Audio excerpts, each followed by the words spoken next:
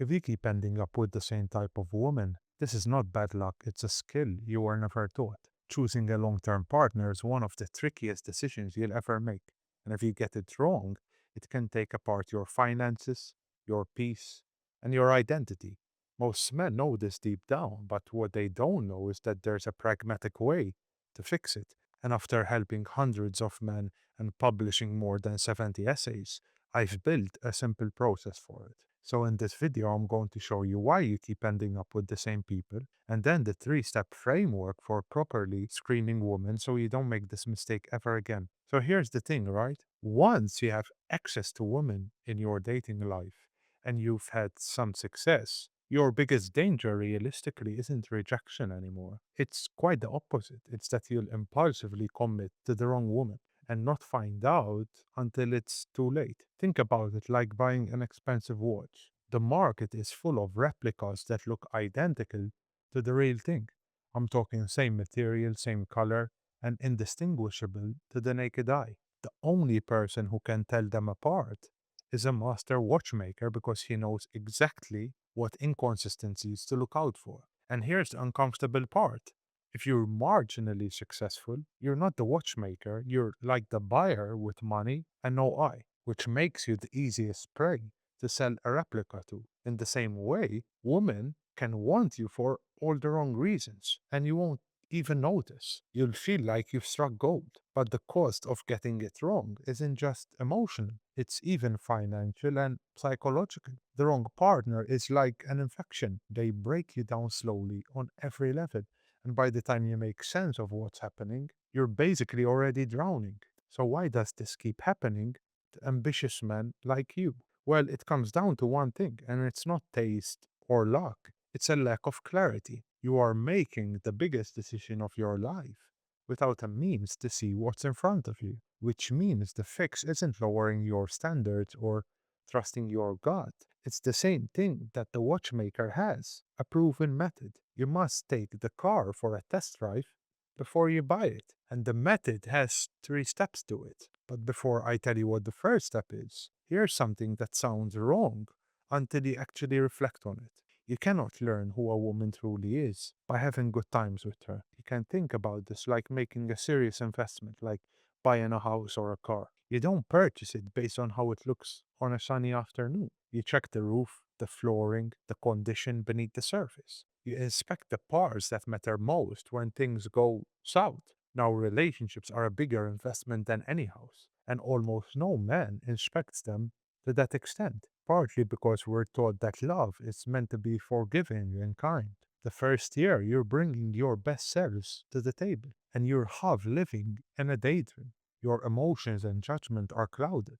You're not really seeing her. You're just high on a drug called love. But the thing is, a woman can look charming and interested as long as things are easy. Anyone can do that. The facade only starts to crack under real stress, which means good times tell you almost nothing, but an uncomfortable situation tells you almost everything, because that's when grace has to show up, or when the blame shifting and guilt tripping start to pour out, which raises the obvious problem. You can't just wait around for a crisis to show up in the second or third year you're together, because by then you've probably already committed and invested your time and attention. So if good times don't reveal her and you can't wait for disaster to happen, then what do you actually do, right? It's a great question. You have to deliberately put yourself where small discomfort lives and watch how she handles inconvenience. So here's the simplest one, and it costs you nothing to do this. The next time your plans fall through, like a dinner she was looking forward to or an evening that doesn't happen, don't rush to explain or fix it. Just let the disappointment sit for a moment and watch what happens. Not whether she's disappointed, because disappointment is normal, but watch what she does with it. Does she say, "Oh, that's a shame. What should we do instead?" Or do you take the blame? Does she get over it?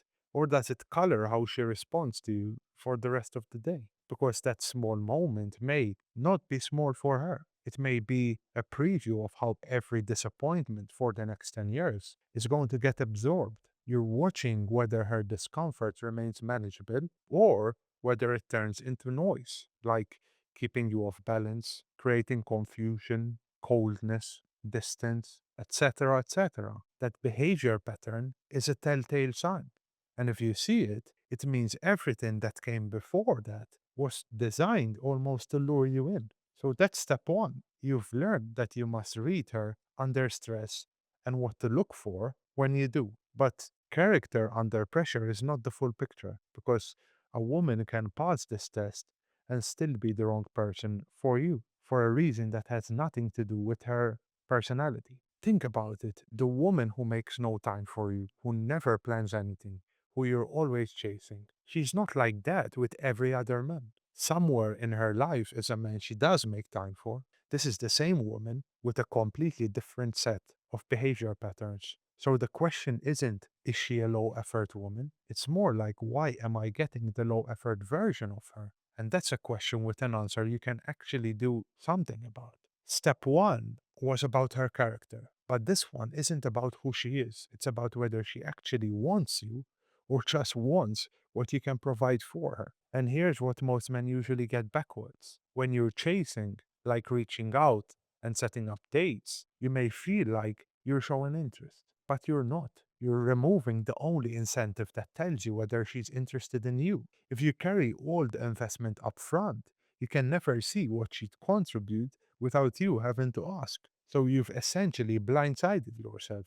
And a lot of men basically remain stuck here. They give attention, time, and resources at no cost, even when nothing is reciprocated back.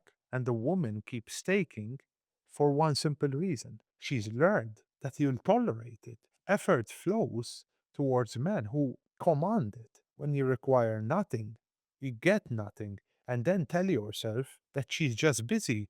You're just rationalizing away. So the real move here is to stop carrying effort alone. You have to step back, not as a mind game or a trick or manipulation, but for your own peace. You have to keep your life full enough that she has room to move towards you. Then watch whether she does. You match her pace. You don't outrun it. You put one foot forward and you see what happens. You don't take the next step until she's demonstrated a high enough interest. Interestingly, game theory actually has a name for this. It's called tit for tat.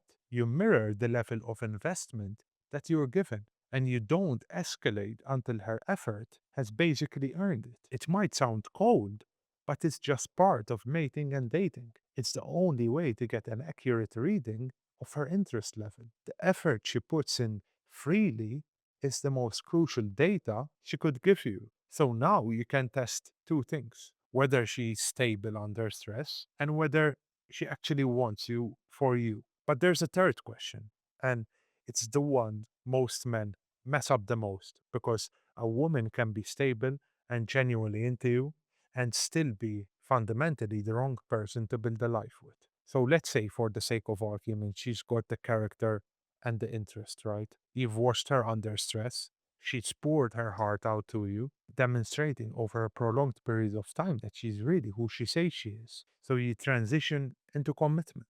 And 2 years in, things still seem to fall apart. And you just can't understand how. Because she passed, by your definition, every test, right?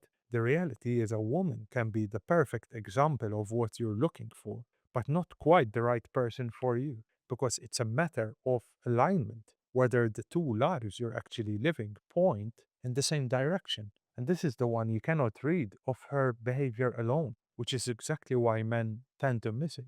A great character tells you little about whether she wants children, for example. Strong interest in you tells you nothing about whether she'd ever leave her city, or what her fate is, or what she thinks about marriage. Those aren't revealed under stress.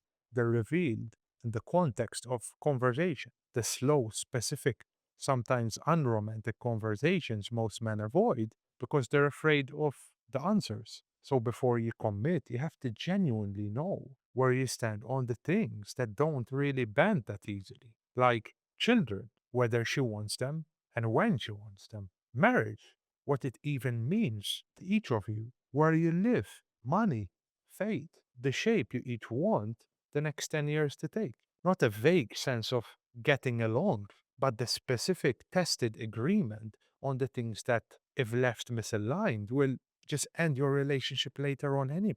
And this is the perfect reason a shortened timeline is so problematic.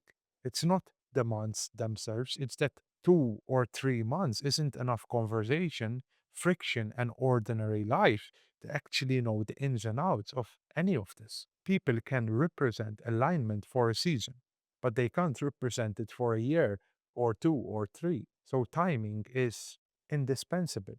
Now, alignment doesn't mean you're identical.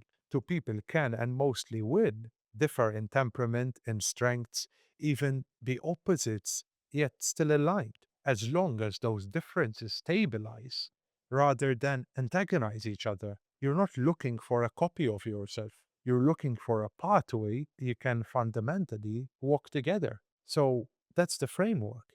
You have to test her character under stress. You have to give her the space to show your real interest and confirm your lives actually align before you commit. That's it. But here's the last thing, and it's the one I'd most want you to leave with.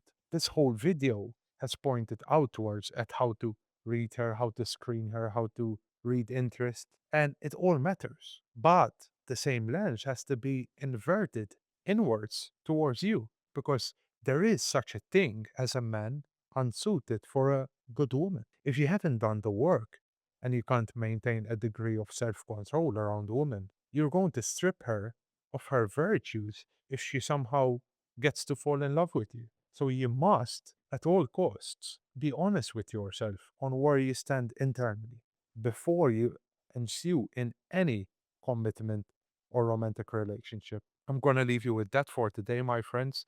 As always, leave your questions down below. If you want to implement this in your personal life and want a personalized roadmap, you can click the first link in my bio. You can book a call with me directly, and I'll be happy to go more in depth on how to approach this for your unique situation and ultimately leave with more clarity and confidence on how to proceed. So, with that said, my friends, I hope you have a wonderful day and I'll see you later.